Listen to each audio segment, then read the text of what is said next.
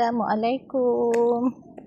Selamat pagi Selasa dari The Sierra dan Semeru Desert Park, Ipoh, Perak. Hari ini es cahaya berkesempatan jogging lah, berjalan-jalan dalam kawasan taman. Tadi hujan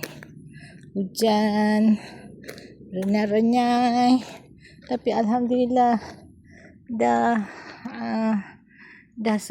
berhenti. So di sini es cahaya nak tunjuk kawasan taman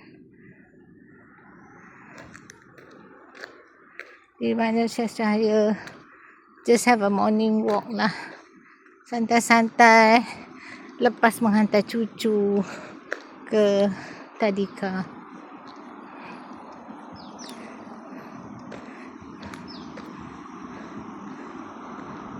Kawasan taman ni saya sukalah daripada KL yang kawasan tamannya tepi dengan highway.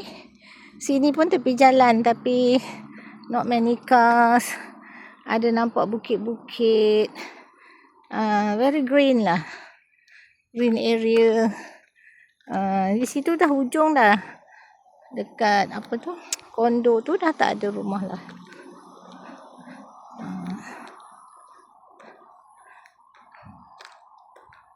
Rumah di sini ada yang besar-besar, ada yang tak tambah. So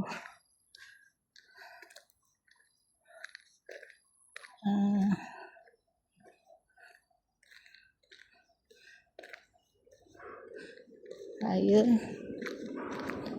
just nak tunjuk ni jalan. Ada kereta, jalan besar. Tapi dia dah dekat pukul 9 dah.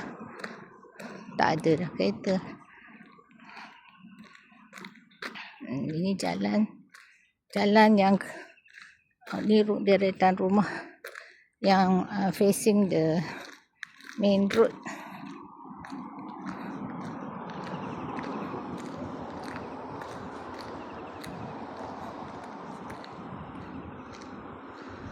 Sini kita boleh lihat, this is the Prima House lah rasanya. Sebab namanya pun Meru Prima.